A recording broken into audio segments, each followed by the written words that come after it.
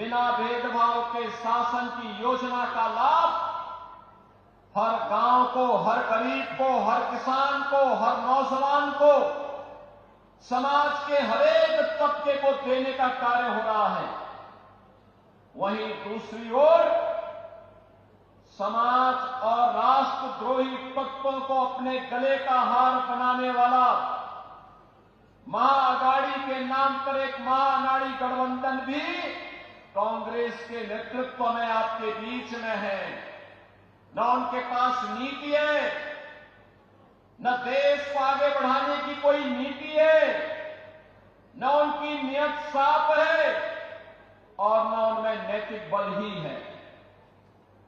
ये लोग मुस्लिम तुष्टीकरण की राह पर चल करके देश की अपूर्णीय क्षति करना चाहते हैं और इसलिए मैं आपसे कहने के लिए आया हूं, याद करिए, महायुति गठबंधन, भाजपा, शिवसेना, एनसीपी, ये सभी मिलकर के महाराष्ट्र के विकास के लिए कार्य कर रहे हैं। मोदी जी का यशस्वी नेतृत्व है। देवेंद्र फडणवीस भारतीय जनता पार्टी के नेता के रूप में इन कार्यक्रमों को आगे बढ़ाने का कार्य कर रहे हैं। लेकिन दूसरी तरफ एक ऐसी गाड़ी है महाअघाड़ी के पास जिसपे स्टीयरिंग भी नहीं, उस गाड़ी के टायर भी गायब हो गए हैं और ड्राइविंग सीट पर बैठने के लिए आपस में ही छीना झपटी हो रही है। छीना झपटी हो रही है कि कौन ड्राइविंग सीट पर बैठेगा। और इसलिए बहनों और भाइयों, हमें इस बात को ध्यान में रखना होगा। एक तरफ जहां भारतीय जनता पार्टी के नेतृत्व में देश की सीमाएं सुरक्षित हुई हैं,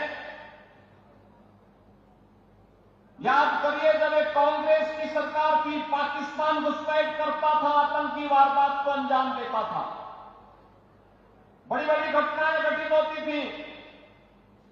हम लोग बोलते थे उस समय कि भाई पाकिस्तान के खिलाफ कार्रवाई करो, तो कांग्रेस का नेतृत्व कहता था कि नहीं नहीं, हमारे संबंध खराब हो जाएंगे। बहन और भाइयों, आज आप देखते होंगे पाकिस्तान भारत की सीमा का अतिक्रमण नहीं कर सकता, आतंकवादियों को भारत की सीमा में घुसपैठ करने के लिए प्रश्रय देने का दुस्साहस नहीं कर सकता। अगर करेगा तो फिर खामियाजा भी भुगतेगा। ये नया भारत है, ये नया भारत है। छेड़ता नहीं है, लेकिन कोई छेड़ता है तो छोड़ता भी नहीं है। सीमाओं की सुरक्षा करना जानता है, अपनी जनता की सुरक्षा करना जानता है। ये नया भारत है, अपमान नहीं सहता। ये नया भारत है।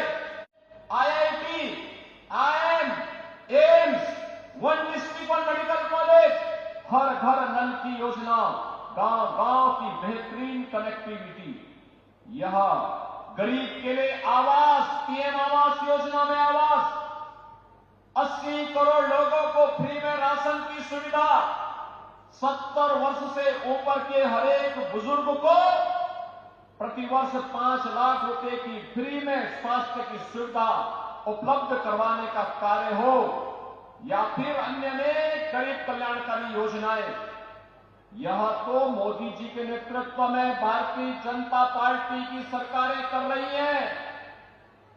लेकिन साथ साथ गरीब कल्याण भी है, विकास भी है, सुरक्षा भी है, सुशासन भी है, तो विरासत के प्रति सम्मान का भाव। अयोध्या में 500 वर्षों के बाद अयोध्या में फिर से भगवान राम की जन्मभूमि पर भव्य राम मंदिर का निर्माण हो गया है। भव्य राम मंदिर का निर्माण, यह काम कांग्रेस भी कर सकती थी, लेकिन कांग्रेस को हिंदू भावनाओं की चिंता नहीं थी। कांग्रेस को हिंदू भावनाओं की चिंता नहीं थी। बहनों और भाइयों, अयोध्या दुनिया की सुंदरतम नगरी बन रही है, भगवान राम की स्थली सुंदर बन रही है। लेकिन प्रश्न है, अयोध्या में ये अपमान 500 वर्ष पहले क्यों झेलना पड़ा था? राम मंदिर के 500 वर्षों तक क्यों संघर्ष करना पड़ा था? छत्रपति शिवाजी महाराज ने जिस स्वराज की संकल्पना को आगे बढ़ाया था, इसके लिए संघर्ष क्यों करना पड़ा था? पेशवा बाजीराव को एक भारत एक राष्ट्र की संकल्पना के लिए संघर्ष क्यों करना पड़ा था? सामाजिक समता के लिए महात्मा फुले को क्यों आंदोलन करना पड़ा था?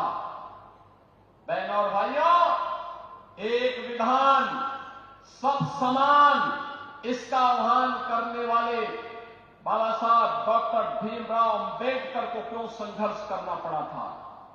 कारण था, हम बटे थे और बटे थे इसीलिए कटे थे। हम बटे थे इसीलिए कटे थे। और आज हम कहने के आए, एक है तो सेफ है, एक है सेफ है, यानी सुरक्षित है।